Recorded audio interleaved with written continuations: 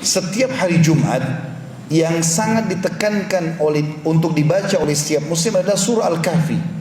Surah Al-Kahfi ini adalah asas keyakinan bagi seorang muslim. Setiap Jumat kita disuruh baca. Bahkan kata Nabi SAW, siapa membaca Al-Kahfi di malam Jumat, Allah akan berikan cahaya antara dia dengan Ka'bah. Kemudian dalam riwayat lain, siapa yang membaca Al-Kahfi di hari Jumat, dia akan selamat dari fitnah Dajjal.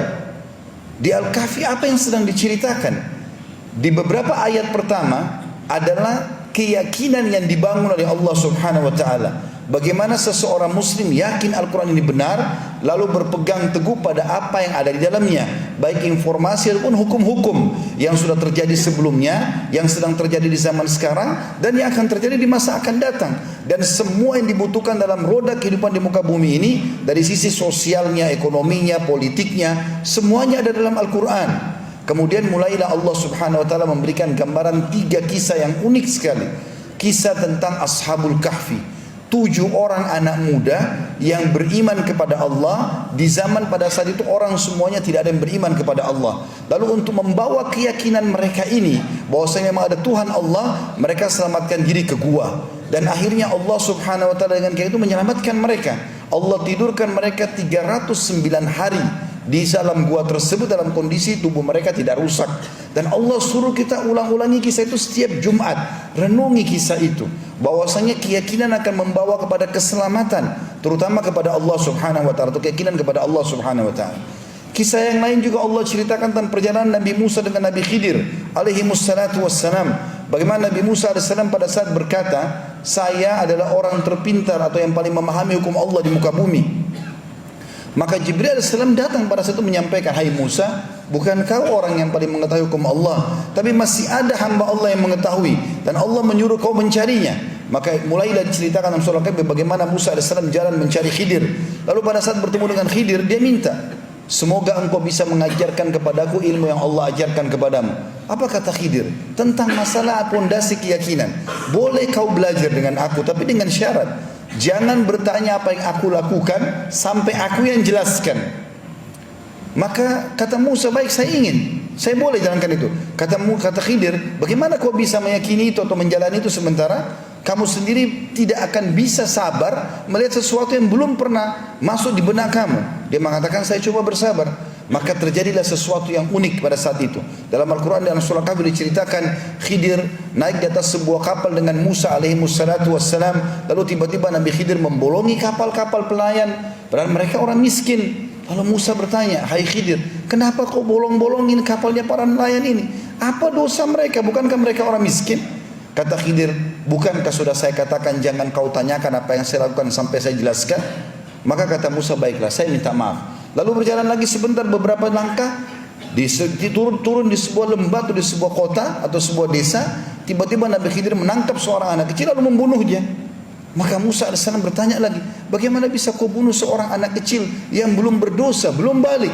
Kata Khidir, bukankah sudah saya katakan, kalau kau, jangan kau tanyakan apa-apa yang belum saya jelaskan. Kalau saya sudah jelaskan baru kau bertanya, baru kau ambil ilmunya. Maka kata Musa, baiklah, mulai sekarang saya tidak akan bertanya lagi. Sampai mereka berjalan, diringkaskan ceritanya dalam Al-Quran itu, bahwasanya mereka mampir di sebuah negeri atau sebuah kota.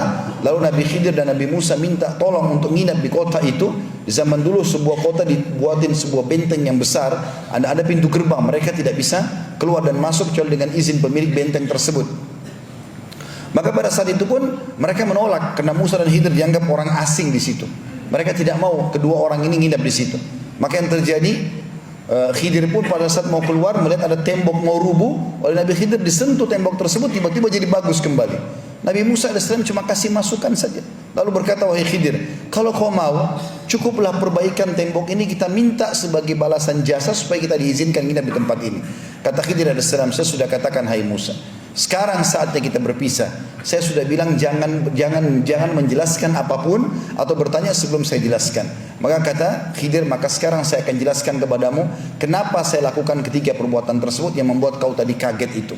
Yang pertama, saya membolongi kapal-kapal para nelayan yang miskin itu karena Allah telah memberikan kepada saya mukjizat, berita, karena Khidir AS juga seorang nabi, bahwasanya di situ ada raja zalim yang suka mengambil secara paksa kapal-kapal nelayan.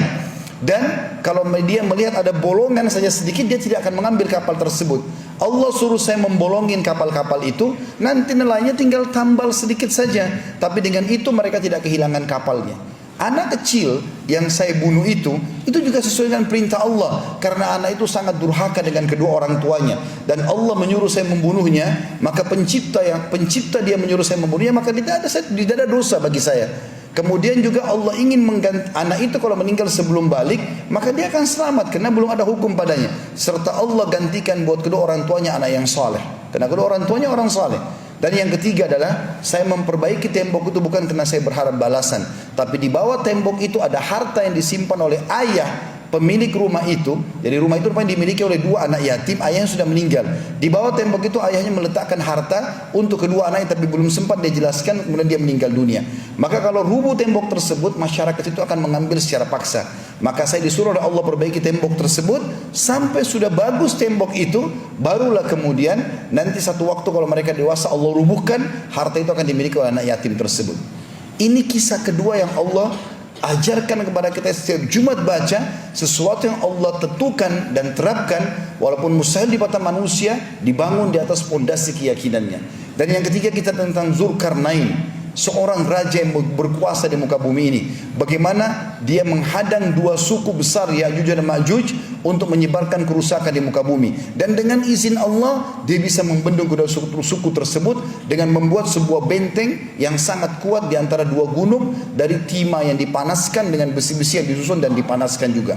Maka kisah ini selalu disuruh kita ulang-ulangi karena di dalamnya berbasiskan atau membangun di atas keyakinan seorang muslim.